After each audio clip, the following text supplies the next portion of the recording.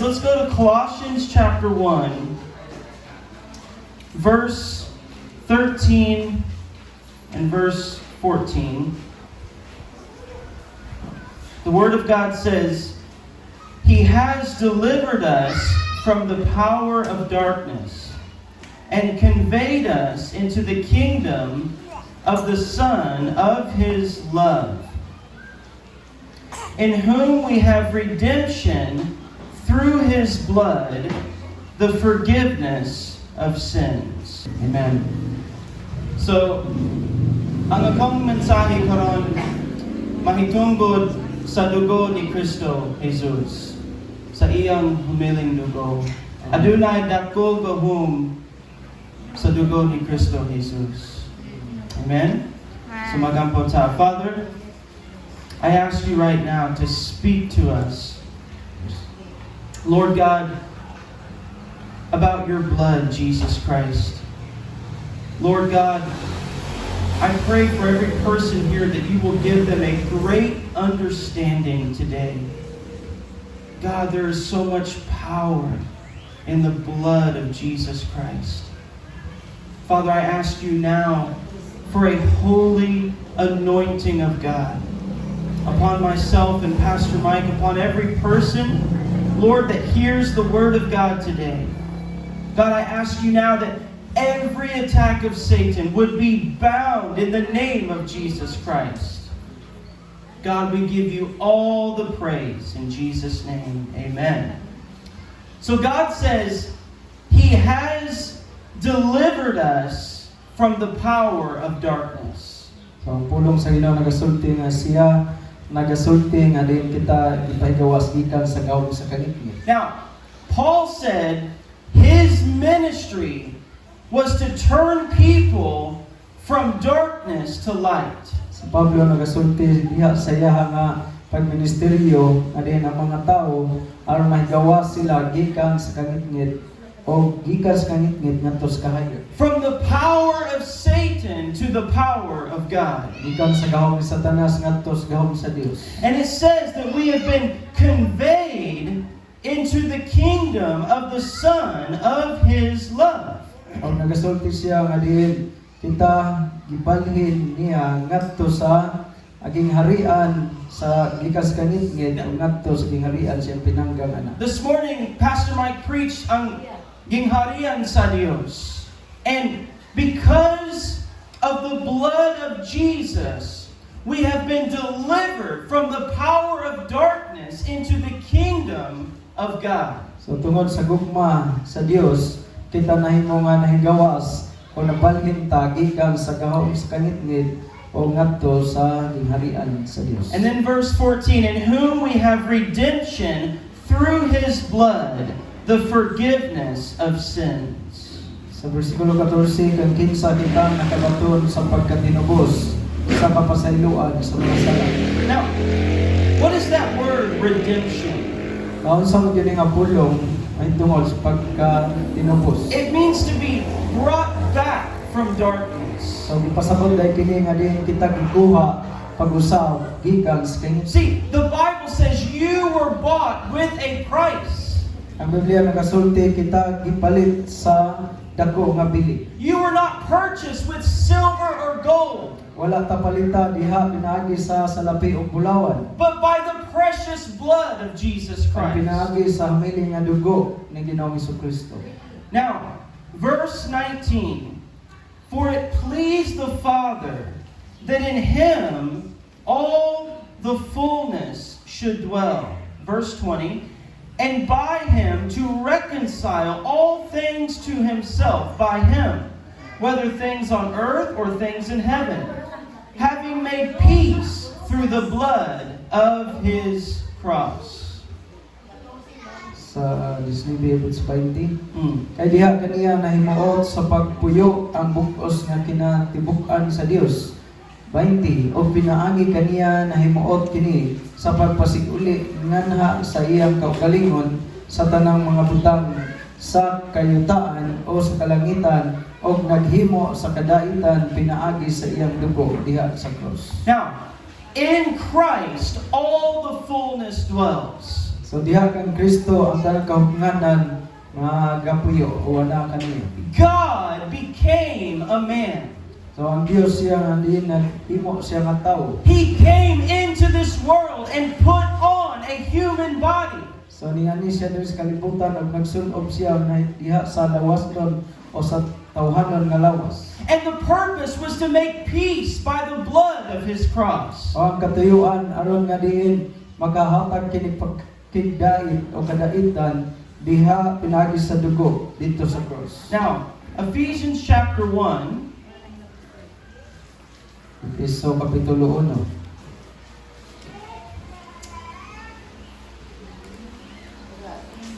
and I want you to see verses 6 and verse 7.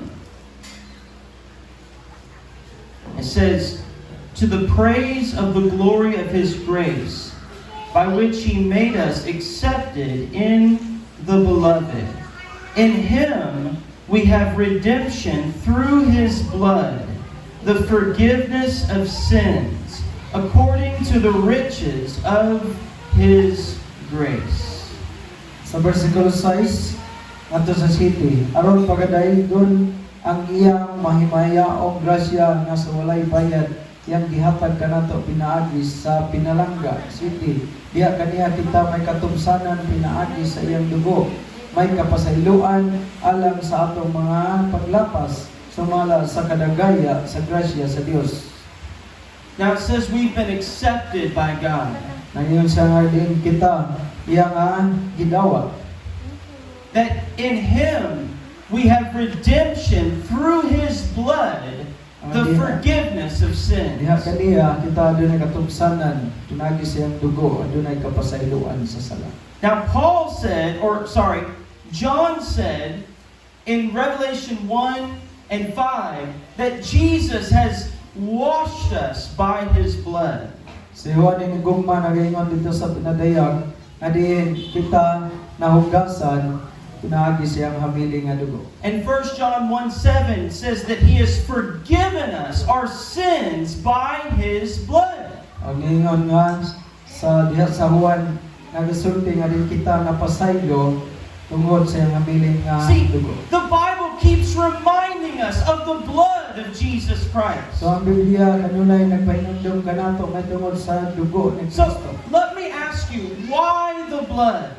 So mga tanya ko ninyo ngano man ang dugo man. Why did Jesus Christ have to shed his blood? Nganong si Ginoong Hesus man mao nag-ula siyahang dugo. Because it says we are forgiven by the blood of Christ. Tungod kay nagaingon nga kita mapasaylo o pinasaylo diha sa dugo ni And Kristo. Paul said, without the shedding of blood, there is no forgiveness. Kay si Pablo nagasulti nga kung wala ang pag-ula sa dugo wala kay kapasayloan sa sala. But the question is, why? Ang pangutana is ngano? Let's go to Leviticus chapter 17. Sa Leviticus kapitulo Why is the blood so powerful? kung ngano ang dugo ilabihan man kagamanan. So, Leviticus 17, verse 11 and verse 12. "For the life of the flesh is in the blood, and I have given it to you upon the altar to make atonement for your souls. For it is the blood that makes atonement for the soul." Verse 12, "Therefore I said to the children of Israel, no one among you shall eat blood, nor shall any stranger who dwells among you eat blood." Sa versikulo 11, kaya ang kinabuhi sa unod anaa sa dugo, o ako naghatag kaninyo ni ana aron sa pagtabon sa sala sa inyong mga kalag, sa ibabaw sa halaran. Kaya ang dugo mao ang nagahimo sa pagtabon sa sala tungod sa kinabuhi. 12, busa giingon ko sa mga anak sa Israel, walay bisan kinsa nga kalaga diha kaninyo nga magakaon og dugo, ni ang dumuluong nga nagapuyo sa taliwala ninyo magakaon og dugo. He said, The life of the flesh is in the blood. Ayon siya nga kinabuhi diya sa unod ana sa dugo. Now, your life is in your blood. So ang kinabuhi nga nani mo ana sa dugo. If you go to the doctor, Kung wato ka dito sa doktor, they can take your blood and see how is your body. so dito kuhaan ka og dugo og ining susihon kung unsa ang kahimtang sa imong lawas. If you lose too much blood, you will die. Kung mawad-an ka og daghan nga dugo sa imong lawas, mamatay ka. So the life is in the blood. Mao ka na nga ang kinabuhi ana sa And dugo. God was so concerned about this. O ang Dios aduna siya kining kahangawa ka may tungod niini. He told them, do not eat blood. So siya nga gasulti ato kanila nga ayaw ka mo pagkaon He sa said, if dugo. you eat blood, you will be cursed. Kay nagingon siya kung mukaon mo sa dugo kamo mahimong matinunglo. He said in verse 14, for it is the life of all flesh. Its blood sustains its life. Therefore I said to the children of Israel, you shall not eat the blood of any flesh, for the life of all flesh is in its blood. Whoever eats it shall be cut off. Sa versikulo 14 mahitungod sa kinabuhi sa tanan nga unod. Ang kinabuhi niini ana sa dugo. Busa giingon ko sa mga anak sa Israel, dili gayud kamo magkaon sa dugo sa bisan unsa nga unod. Kaya ang kinabuhi sa tanan nga unod mao ang dugo niini bisan kinsa nga magakaon niini pagaputlon siya. Now, when God brought Israel into the promised land, Sa diha nga ang Dios nagadala sa mga Israelitas dito sa yutang saad. God destroyed the nations and overcame them to bring them into the promised land. Ang Dios siya nagabuntog sa mga nason aron nga dadon sila o makalata sila ngadto sa yutang saad. But why?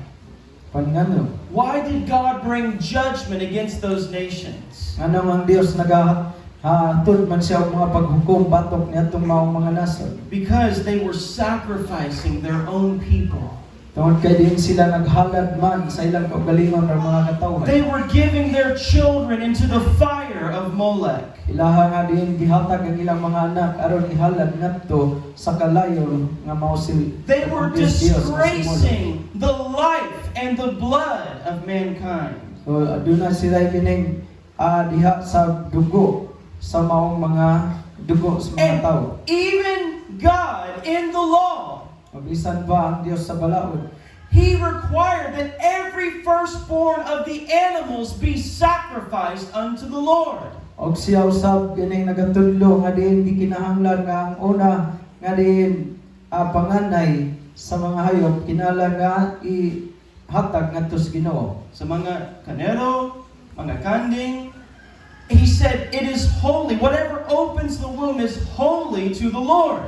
So ingon siya nga diin kining mga butanga balaan alam sa Ginoo. But when it came to humans, Pan diha sa kinabuhi sa tao. He said, you shall not take their life, but you shall sacrifice in their place a lamb or give an offering for the firstborn.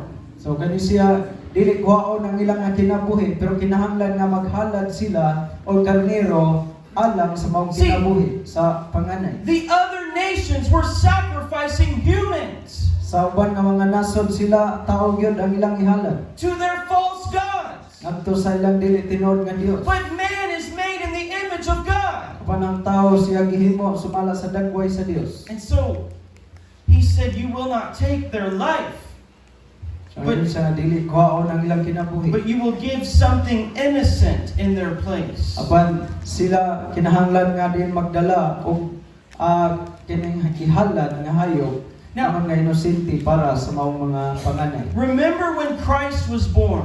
Sa atong hinumduman sa diha nga si Ginoong Hesukristo na himugso. On the 8th day, He was circumcised. Sulod sa 8 ka adlaw siya And gisirkumsidahan. they gave an offering for Christ. Og sila naghalad og kining halad alang kang Ginoong Because Hesus. He was the firstborn. Tungod kay siya ang panganay.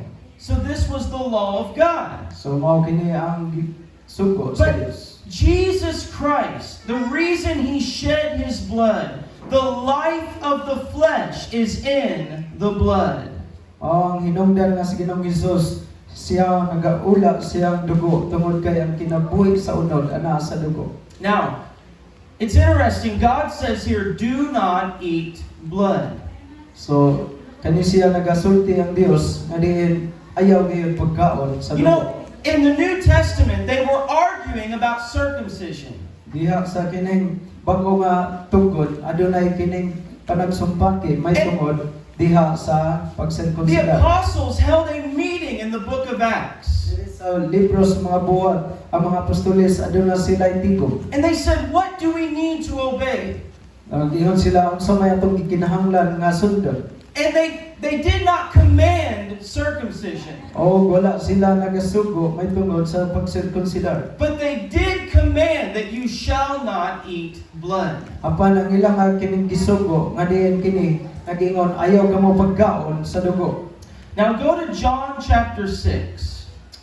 Sa Juan kapitulo 6. So, Jesus Himself often spoke about His own blood. So yun ang Hesus, adunay mga panahon nga diin siya nagsulti may tungod siyang kaugalingong dugo. Remember the Last Supper. Hinumdumi sa katapusan nga panihapon, He gave them the cup. siya nagahatag og kupa. He said, "This is the blood of the new covenant." Og maingon siya kini mao ang dugo sa bag-ong kasabutan. Amen. John chapter 6, verse 53. John 6, verse 53. Then Jesus said to them, "Most assuredly I say to you, unless you eat the flesh of the Son of Man and drink His blood, you have no life in you." Verse 54, "Whoever eats my flesh and drinks my blood has eternal life, and I will raise him up at the last day." Verse 5, "For my flesh is food indeed, and my blood is drink indeed." Verse 56, "He who eats my flesh and drinks my blood abides in me, and I in him." So 54 through 56. 54? Or 53 through 56.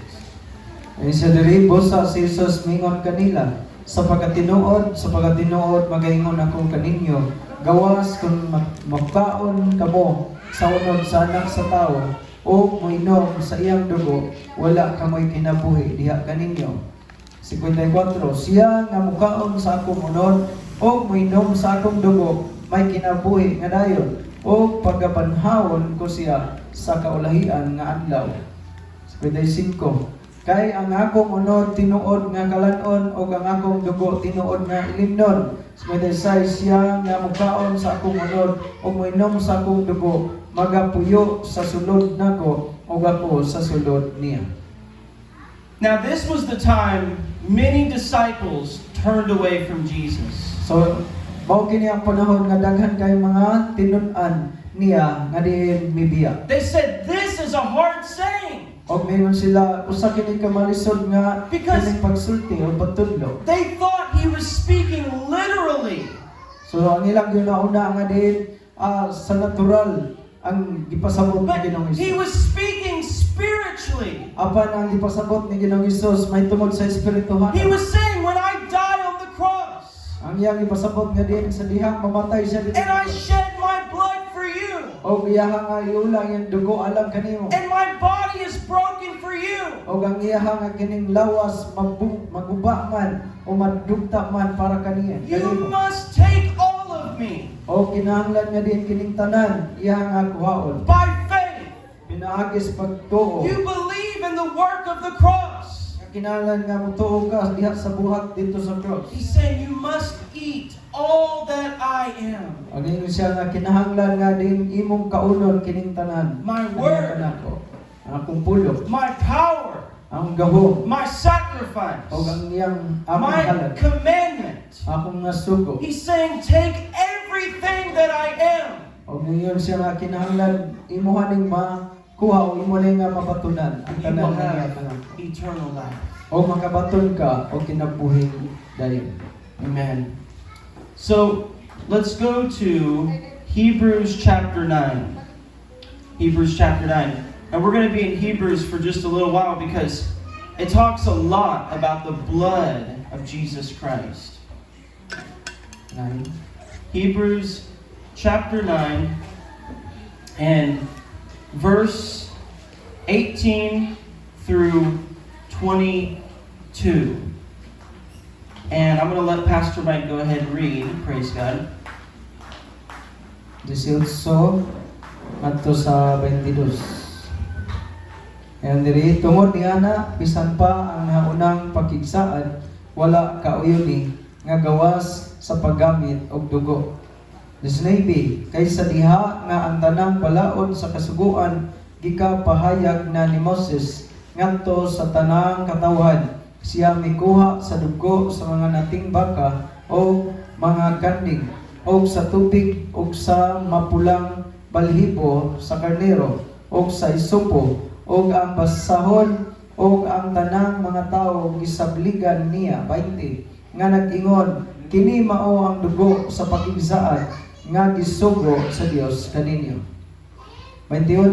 Og sa samang paagi iyang gisabligan og dugo ang tabernakulo og ang tanang galamiton sa pagsimba. 22. Sapagkat tinuod ubos sa kasuguan hapit ang tanang butang pagahinluon og dugo o gawas sa pag-ula o dugo walay mahimong pasaylo sa mga sala. Even the first covenant, it says, was not dedicated without blood. So bisan pa sa unang kasabutan, adiin wala kini gikahalad o gikatugyan kung wala gayoy dugo. Moses even sprinkled blood on the book of the law. Bisan pa si Moses siya nagpisik-pisik sa dugo dito sa libro sa balaod. And it says, again, without, verse 22, and according to the law, almost all things are purified with blood.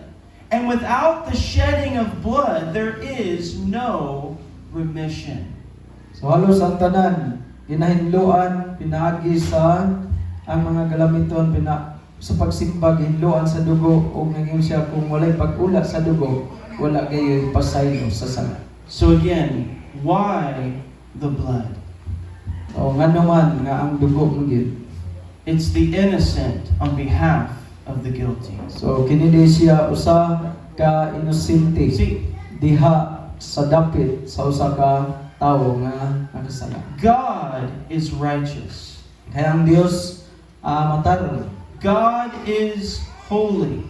Kaya ang Dios balaan. And we have sinned against God. O kitang tanan nakasala batok sa Dios. God is a consuming fire. So siya ang kalayo na din naga-ut-ut. His nature is to burn against sin. So ang iya nga din pagka Dios, adin yang kinaiya mao nang pagsunog batok sa sala. And in the Garden of Eden, Dito sa tanaman sa Eden, there was perfect fellowship. adunay higpit nga din pakighiusa. But sin separates us from God. Apan ang sala mao kini ang nakapahimulag kanato ngadto sa Dios. And God covered their nakedness with blood. O ang Dios nagatabon sa ilang pagkahubo pinaagi sa o diha sa dugo. Adam and Atong Eve pagkadautan pinaagi sa dugo. were naked and unashamed.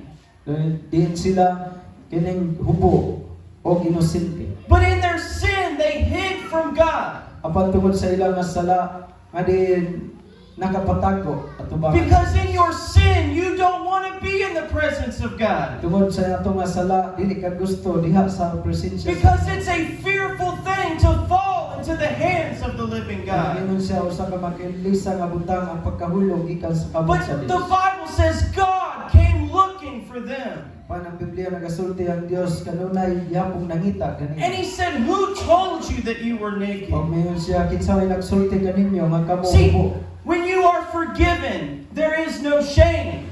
Sa diha nga din kita mapinasaylo so wala na gayoy sala. But they had no sin before they fell. Nga din sa wala pa'y sala sa diha sa wala pa mahulog. There was no fear. Walay kahadlok. There was no shame. Walay kaulaw. But now they see their nakedness before God. Apan karon sa ilang nakita ang ilang pagkakubo at tubangan sa Dios. And God clothes them with freshly killed animal skins. O ang Dios nagahimo og pagtapon ngadto kanila pinaagi diha sa panit sa karnero. And then He gives a promise. O ang Dios nagasaad naghatag kanilang saad. The seed of the woman will crush the head of the serpent. Nangingon siya nga din ang binhi sa gikan sa usa ka babae siya mao ang magadugmok sa ulo sa serpente. The Bible says the law was a shadow of things to Ang come. Biblia nagasulti nga din ang balaod kini siya sama lang mag-anino sa umalabot nga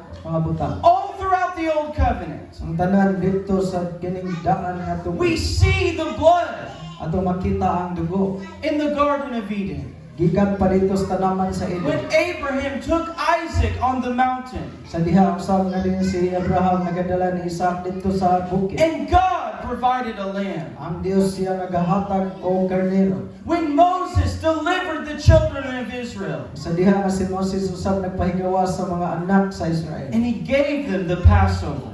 O siya usab nagahimo o naghatag siya may tungod sa pagsaylo. And he said, when the blood is over your house, I will pass over you. Niingon siya nga kung ang dugo anaa sa putahan sa imong banimalay iya makita siya mo saylo. So we see the blood. So ato makita ang dugo. Now we all have sinned against God. Kinang tanan nakasala batok sa Dios. Now look at Hebrews chapter 10. And it says in verse 3 and 4, but in those sacrifices there is a reminder of sins every year. For it is not possible that the blood of bulls and goats could take away sins. Verse 3 and 4. Apan diha sa maong mga halad anang pahinumdum og sala tuig-tuig kwadro. Kay dili gayon mahimo nga ang dugo sa mga toro nga baka o mga kandig makakuha sa mga sala. So in the Old Covenant, you had all these sacrifices. So dito sa daan nga kasabutan kining tanan anaa kining tanang mga halad. But it says the blood of bulls and goats cannot take away your sin. Nangingon siya diri bisan ang kining dugo sa mga turong baka o sa mga kandig dili makakuha makapapa sa So sala. the sacrifices continued. Mao kana nga ang kining paghalad nagapadayon. And there was always a reminder of their sin before God. O kini kanunay nga nagapahinumdum sa imong sala tubangan sa Dios. That was the bondage of the law. O mao kana ang kining hinungdan nga din na ang balaod. Because it could not take away your sin. Tungod kay dili man gyud kini makakuha sa atong sala. But when John the Baptist saw Jesus Christ, Apan sa diha nga si Juan Bautista nakakita kang Ginoong Hesukristo. he said, behold the Lamb of God who takes away the sin of the world. Ingon si Juan Bautista, tanawa ang kordero sa Dios miandi aron sa pagkuha sa sala sa kalibutan. Hebrews chapter 9, verse 12. Hebrews 9, verse 12. Not with the blood of goats and calves, but with his own blood he entered the holy place once for all, having obtained eternal redemption. Praise God. Versikulo 12 sa kapitulo 9 sa Hebrehanon, siya sa makausa og sa wala nay pagsubli misulod sa balaang dapit nga nagdala dili sa dugo sa mga kanding o sa mga nating baka kundi sa iyang kaugalingong dugo nga sa ingon ni ana nagkabot sa katubsanan nga dayon. It said, with his own blood. So nagingon siya diri nga liha nagadala siya siyang kaugalingong dugo. Hebrews calls Jesus the high priest, the great high priest. Dahil sa libro sa Hebrehanon, gitawag si Ginoong Hesus nga usa kalabawong pare o sacerdote. In the Old Testament, the high priest was the one that made atonement for the sins of the people. Dito sa daan nga tungod ang labang sacerdote siya mao'y magahimo sa pagtabon sa sala pinagi sa dugo. That high priest had to make atonement for his own sins. O kanang mao nga kining labang sacerdote maghimo pud siya pagtabon sa iyang kaugalingong sala. But Jesus Christ is without sin. Apan dihiya si Ginoong Jesucristo siya walay sala. That's why his blood can take away sin. Mao kana ang hinungdan nga ang iyang dugo makapapa sa atong sala. God cannot just forgive you without righteousness. Nga din ang Dios dili lamang nga din kining naga pasaylo kanimo kung wala ang pagkamataro. Justice has to be paid. Nga kinahanglan nga din ang kamayan o ang pagkamataro gibayaran na. And you have nothing that you can pay for your sin. Kung wala gayud kitay butang nga din ato ang mahimo aron bayaran ning ato ang sala. And God cannot forgive you without the blood of Christ. Ang Dios dili gayud makahatag kanatong pasaylo kung wala ang dugo ni Kristo. Because without that blood, there is no justice. Kag kung wala kining mao nga dugo, wala gayoy pagkamataro. There's no payment for sin. Wala gayud tay kabayad para sa sala. And you are still in your sin. O kita magpabilin nga naa sa sala. But by the blood of Christ, Apan pinaagi sa dugo ni Kristo, you have been washed from your sin. ikaw na himong hinugasan na hindi Your pinaagi price sa was paid on the dugo. cross. Ang kining bili gibayran na dito sa cross. Now, that's why Christ, see, do you know your blood comes from your Father? So nahibalo ba ka nga ang imong dugo gikan na sa imong Now, amahan? every person has sinned against God. Matag sa katawo dunay sala batok sa Dios. Our blood is corrupted by sin. O ang ato nga dugo kini siya na himong nadaot tungod sa sala. The Bible says through one man sin entered the world and death by Ang sin. Biblia nagtugan nga din tungod lang sa usa ka tawo ang sala misulod sa tibuok kalibutan. So none of us could pay the price Walay usa ka nato nga din mabayran nato ang bili. because we are sinners. Tungod kay kita mga makasasala man. But Jesus Christ was pure and holy, Apan si Ginoong Hesus siya putli og balaan. and his Father is God. O ganyang amahan mao ang Dios. He was born of a virgin. Siya nahimugso gikan sa usa ka There was ulay no nga babae. corruption in his blood Wala gayoy kining sala o kadaot diha sa iyang dugo. because she was conceived of the Holy Spirit. Tungod kay siya nahimong nga gisamkod pinaagi sa This Walang Espiritu. is the gospel of Jesus O mao Christ. kini ang maayong balita. God became a man. Ang Dios nahimong tawo. He stepped into his creation O din siya nanaog diha sa iyang mga binuhat. because he loves you. Tungod kay siya nahigugman He's nimo. not willing that you should perish. Dili siya gusto nga dunay usang malaglag. He wants to forgive you. Siya gusto nga pasayloon nga. His greatest enemies. Nga bisan ang kinadak-an nga kaaway. He would forgive them in a moment. Nga din makahimo siguro pagpasaylo nimo ni anang usa kay gayon. Dito sa cross, Father, forgive them. They Oh. do not know what they do. Dito sa krus siya miingon nga di pasayloa sila kay wa sila mahibalo sa ilang But gibot. without that blood, there is no forgiveness. Apan kung wala ang iyang dugo, wala kayo sa See, that's pasaylo. why good works will not save you. Mao ka na ang hinungdan nga ang mga maayong buhat dili makaluwas Because na you nimo. have already sinned. Tungod kay kita nakasala ng daan. It's too late. Ulahin ang tanan You need the blood. na kinahanglan natas dugo. Amen. Amen. Hebrews chapter 10, verse 11. It says, and I'm just going to let Pastor Mike continue to read because there's many scriptures for time's sake. But it says, every priest stands ministering daily and offering repeatedly the same sacrifices which can never take away sins. Versikulo 11. Ingon sa diri, og ang matag usa ka saserdote sa adlaw-adlaw anaa sa iyang pagpangalagan sa pagsubli-subli sa paghimo sa mahurang mga halad inihaw nga dili gayon makawala sa mga sala. Now, notice he keeps going back to this. So ato ang sayran nga din sila nagpadayon sa paghimo nini.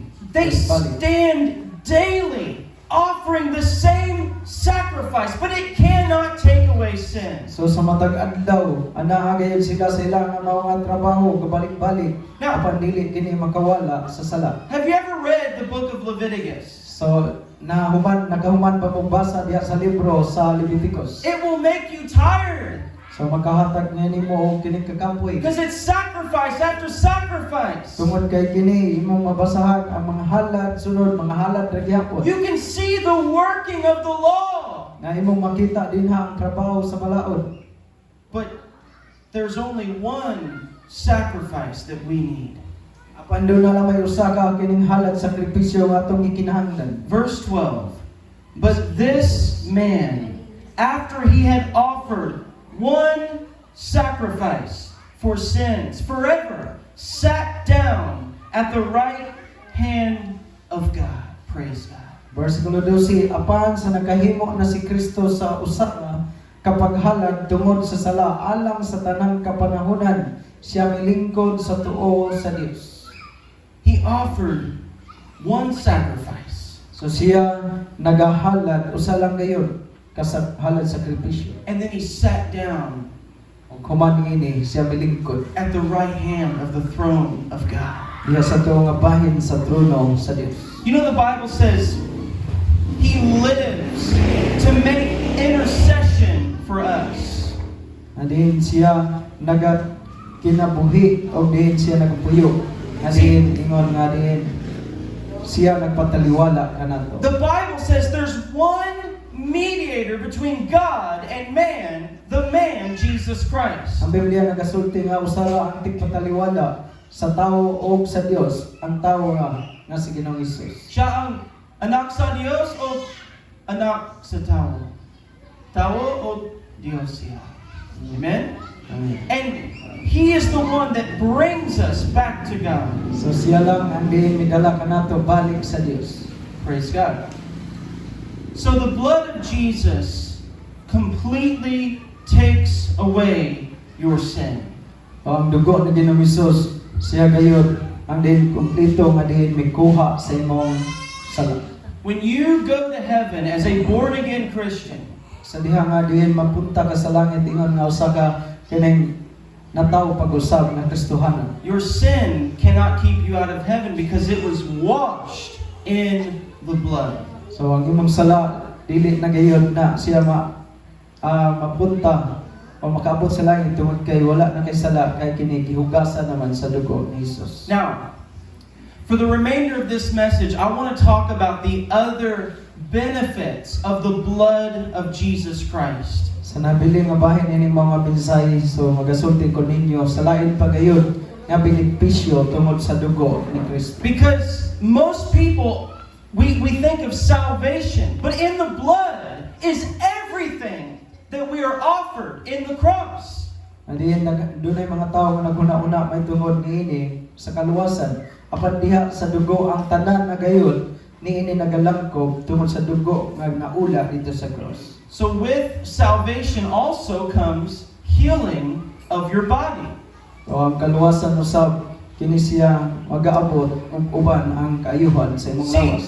the word says, by his stripes we are healed. Ang iyang apulong nagingon pinaagi siyang mga pangos ug labod kamo na nga ay. What are those stripes? Unsa man kining maong mga labod o mga pangos. There was something called the Roman cat of 9 tails. It was a whip with 9 pieces of metal that would rip the flesh off of your back. So sa kining mga Romano adun sila gihimo nga diin mga latigo mga diin sa tumoy niini adunay mga sima. And Jesus was whipped on his back, and the flesh was ripped off, and that blood spilled upon the ground. Og sa diha nga diin si Ginoong Hesus gilatigo bisan sa iyang nga lawas at kun nga bahin inigbira madala ang mga unod ug ang dugo moagas diha sa yuta. Remember, he said, "Eat my flesh and drink my blood." Atong hinumduman nga gisulti nga din kaon mo sa ako nga unod o moinom sa In the dugo. Last Supper, he said, "This is my blood, and this is my broken body." Og sa katapusan nga panihapon ninyo siya kini ang ako nga dugo o kini mao ang ako nga lawas. So when you pray for healing, Ang sa dihang ikaw magaampo mahitungod sa kaayuhan. you have an inheritance because of the blood. Na nadun na kay kining panunundon tungod sa mga dugo. It says God will forgive your sins and He will heal all of your diseases. Nagingon nga diin og ang Dios nga nagapasaylo kanimo sa tanan nimong kasalanan ng kaayo sa tanan nimong mga sakit ug balatian. And even for those who aren't healed now, in heaven, there will be no sickness, praise God. Adin katlabot nga namatay na ngadto na sa langit wala na gayon.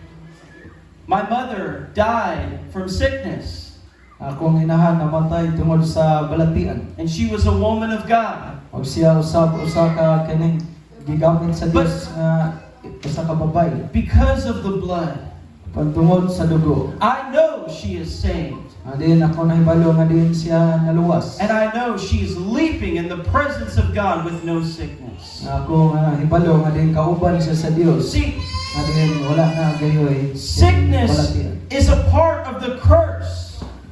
Ang balatian o sakit kabahin kini siya sa tunglo. And Jesus broke the curse on the cross. Og sininong ito siya nagabuntog sa mga tunglo, iyang gikuha ang tunglo dito sa cross. So there is a promise of healing, amen? So doon ay saad na tungod sa kaayuhan. Now here's another important one. Go to Hebrews 9, verse 14. The blood of Jesus will cleanse your evil conscience.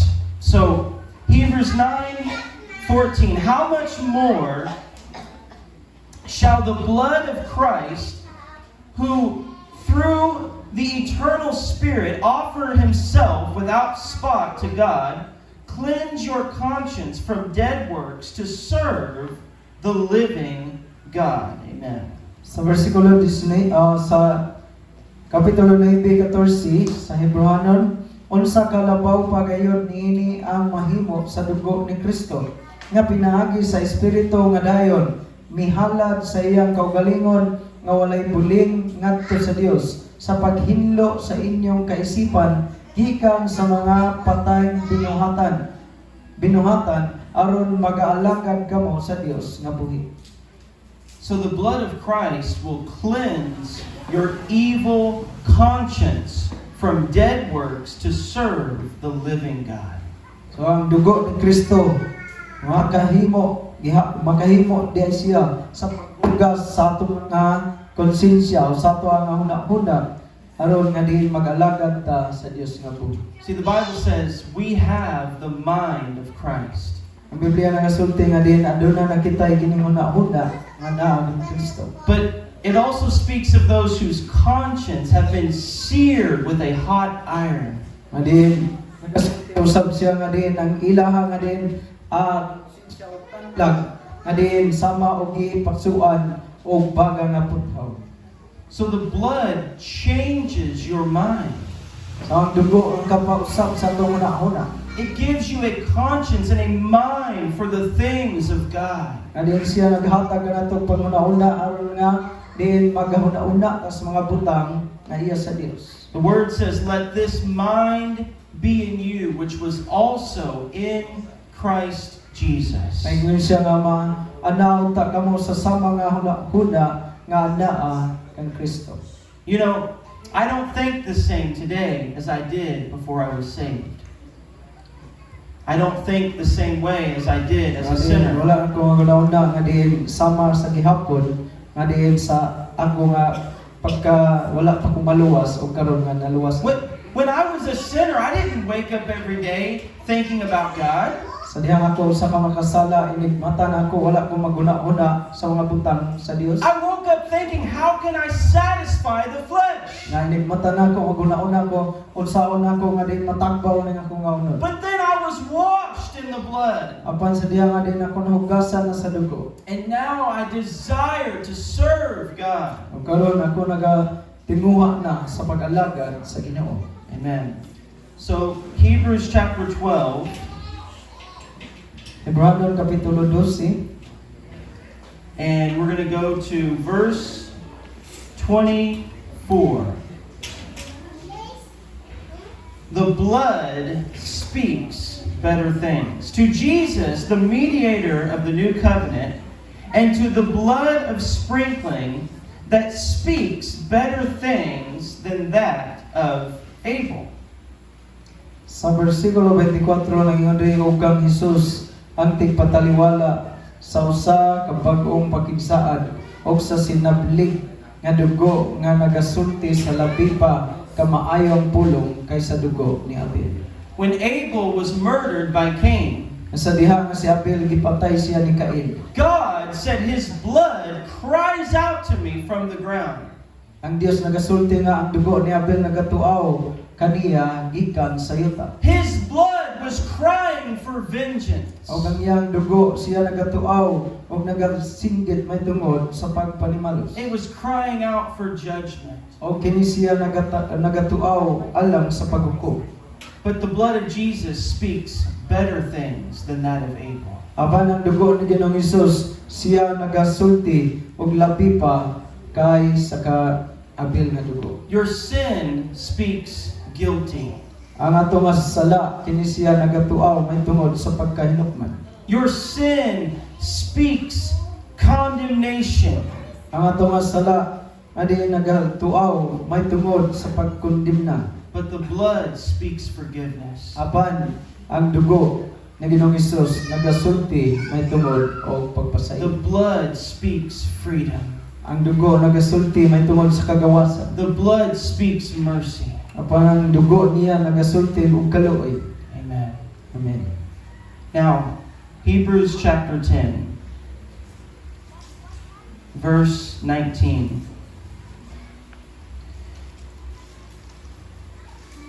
Therefore, brethren, having boldness to enter the holiest by the blood of Jesus. Sa versikulo 19, kapitulo 10 sa Hebrehanon, mga igsoon, sanglit may pagsalig man kita sa pagsulod sa dapit nga balaan pinaagi sa dugo ni Hesus. We can enter the presence of God by the blood of Jesus Christ. Sa makayo dahil nata sa pagsulod diha sa presensya sa Dios pinatungod sa dugo ni Kristo. The Holy of Holies separated man from the presence of God. Ang pinakabalaan nga dapit kini siya gibulag gikan sa tao ug ngadto sa presensya sa Dios. If any man went in there, they would die. Nga kung dunay tawo nga makasulod sa pinakabalaan nga dapit siya mamatay. But when Jesus died on the cross, Apan sa diha nga si Ginoong Hesus namatay dito sa cross, the veil was torn. ang kaning tabil na bahid sa duha ka bahin. And he said, now we can enter the holiest by the blood of Jesus Christ. Og nagingon siya nga diin makahimo na kita pagsulod sa pinakabalaan nga dapit tungod sa dugo ni Kristo. Adam and Eve ran away from God. Si Adan ug si Eva paday gikan sa Dios. But because of the blood, we can run directly to the throne of Pag God. sa ta makahimo na pagduol diretso ngadto sa trono sa Dios. Paul said, you were far, but you have been brought near by the blood of Christ. Si Pablo nagasulti kaniadto kamo layo gikan sa Dios apan karon napaduol na kamo tungod sa dugo ni Kristo. You have access directly to God by the blood of Jesus Aduna Christ. na kitay agianan diretso ngadto sa Dios tungod sa dugo ni Kristo. You don't need a priest, Di nyo kinahanglan tagpari a pastor, a prophet. o pastor o mga manalagna. You need Jesus Christ. Nagkinahanglan na ta ni Ginoong And you Hesus. can go directly to God Makahimo na ta diretso pagduol sa Dios. with no fear. Sa wala na ikahadlok. Amen. Now let's go to Hebrews 12 and verse 3 and 4. So, the blood of Jesus teaches us to persevere.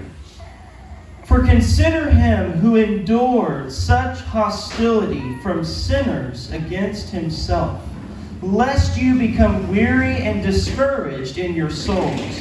You have not yet resisted to bloodshed, striving against sin. Amen. Hebrehanon 12:3. Palandungan ninyo siya nga miantos sa maong pagsupak sa mga makasasala bato kaniya aron kamo dili managkataka ni managtalaw. 4. Sa inyong pagpakibisog batok sa sala kamo sa inyong pagsukol niini wala pa kaulai og dugo. Now, importante kaayo. He said, consider him who endured hostility from sinners against himself, lest you become weary and discouraged in your souls.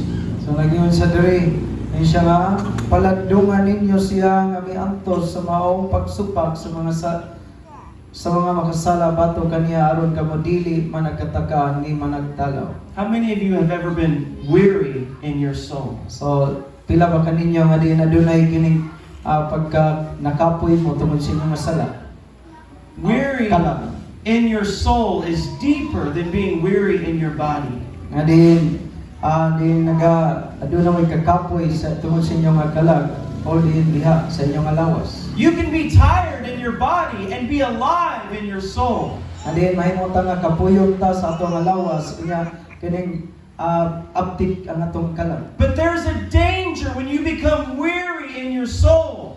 Apan adunay kining pagka makuyaw nga bahin nga diyan adunay pagkakapoy sa atong kalag. And he said, consider Jesus Christ. Ingon sa diri palandungan ninyo si Ginoong Hesus. For you have not yet resisted to bloodshed, striving against sin.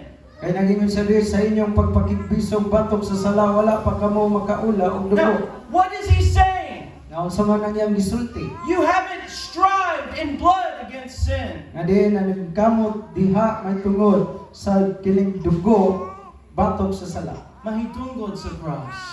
Tungod sa cross. He's saying, see the cross. Ingon sa diri tan-awa ang cross. When you want to give up, Nga din sa diha nga din tan-awa nga wala taniya gihunom. when you want to be weary in your soul, Nga sa diha nga kining wala siya kining kakapoy sa ato nga alam sa atong and kalag. you feel like there's no strength left in your life. Nga din imo nga kining hunaw-hunaon nga din aduna na may kusog nga nabilin sa imong kinabuhi. Consider Jesus Christ. Ingon siya nga pawalandong ra sa Ginoong Hesus. See him as he carries the cross. At kining tan-awa siya pawalandong nga sa diyang nagpas-an sa And he falls under the weight of the cross. nga din ug din siya na kining nadagma. See him as they put the nails in his hands and his feet.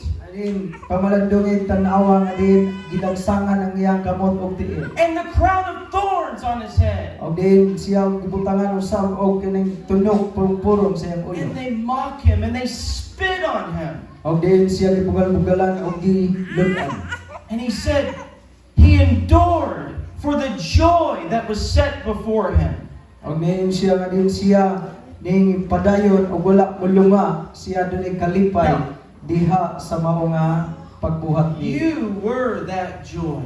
Nga din aduna siya ay kalipay. And so God speaks to you today. Ang Dios nagasulti kanimo karon. Whatever your battle, Nga bisan unsa man ang imong nga gipakitbisugan. look to the cross. So balik ra ta ngadto sa cross. Because you have not resisted the bloodshed. Jesus has suffered more than you. Tungod kay wala pagayod nato kaulay dugo ang ato nga pagpakigbisog sa sala kundi sa Ginoong Hesus siyang ipadayon og miantos. He bore your sin and he took your sorrow, the Bible says. Siya nagpas-an sa imong sala ug sa imong nga kasakitan. But the worst part of the cross was when Jesus said, my God, why have you forsaken me? Usa ka bahin nga din imong lantawon nga kining iya nga nahimo og isulti nga mas grabe kanang ingon siya pasaylua sila o di kay wa sila mahibalo sila gibuhat og may siya nganong gitalikdan mo ako. In that moment, the wrath of God was upon the Son.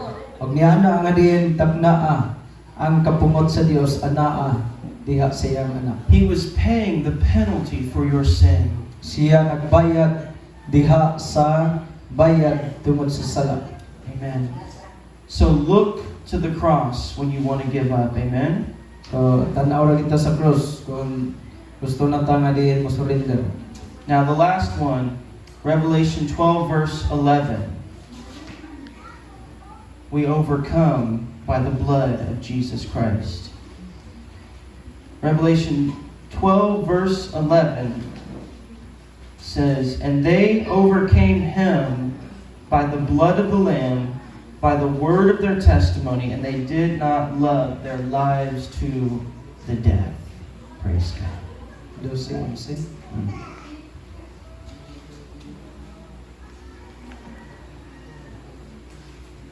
Ngayon sa diri sa 11. Og sila nakadaog bato kaniya pinaagi sa dugo sa kordero og sa pulong sa ilang pagpangmatuod. Tungod kay wala man sila mawili sa ilang mga kinabuhi bisan pag anha sila sa kamatayon. We overcome Satan by the blood of Jesus Christ. Ang kita makahimo pagbuntog ni Satanas tungod sa dugo ni Kristo. When you believe in Jesus Christ, Sa diha nga kitang tuog ng Kristo Hesus, His blood is applied to your life. ang iyang dugo mao ni ang ato nga ibutang diha sa ato nga kinabuhi. And you are washed in the presence of God. Ang diha kita may mahinugasan diha sa presensya sa Bisan koron, when God looks at you, He sees the righteousness of Jesus Christ. bisan gani karon kang ang Dios nagatanaw sa imong kinabuhi, makita niya ang pagkamatarong tungod sa dugo ni Kristo. And as Christians, we serve God in holiness, knowing that we were freely forgiven by the grace of God. Ayon nga Kristohanon nga diin kita adunay kapasayloan o gawasnon na tungod sa dugo See, ni Kristo. the grace of God does not lead us into sin. The blood of Christ does not lead us deeper into darkness. Ang grasya sa Dios dili ni mo ganoy nato ngadto sa kangit-ngit o sa sala o ang dugo usab ni Kristo. But the blood that forgives is the blood that overcomes the power of sin and darkness. O ang dugo nga di naghatag og pasaylo mao ni magabuntog diha sa gahom sa kangit. The demons tremble at the blood of Jesus Christ. Kaya ang demonyo siya magkurog diha sa dugo ni Kristo Jesus. Amen. Maningnog ta. Let's stand. Hallelujah. Manindog ta mga igsoon. So, I want us to sing Sa Tono Kong Corona Mo. I forgot the name of the song. What's the name? What is it? Ikaw lang? Diyos ikaw lang. And let's just worship God. As we worship, let us see the King on the cross. But I want you to remember today, He did not stay on the cross. He rose from the dead. Amen. Amen. So, wala siya magpabilin dito sa krus. Kundi nabanaw siya gikan sa mga patay. The reason He had to shed His blood is because the life is in the blood. He gave His life for you. So, unang hinungdan nga nung iyang nga giula niyang dugo kay ang kinabuhi ana sa iyang dugo ug siya hatag kanimo kinabuhi. So what do you need today? So, unsa man ang gikinahanglan nato karon? Do you need forgiveness, Kinahanglan makagpasaylo, freedom, kagawasan, healing, kaayuhan, strength, o kusog, kalig-on, encouragement? o rin kadasig, It's all in the blood of Jesus kanang Christ. tanan analagay sa dugo. And they overcame Him by the blood of the Lamb. And Amen. then, kita mahimo nga din madaugod tungod lang sa dugo sa kordero. Maingon si Jesus dito sa cross, natapos na. Amen. It is finished. Nangod sa iyang amilang dugo.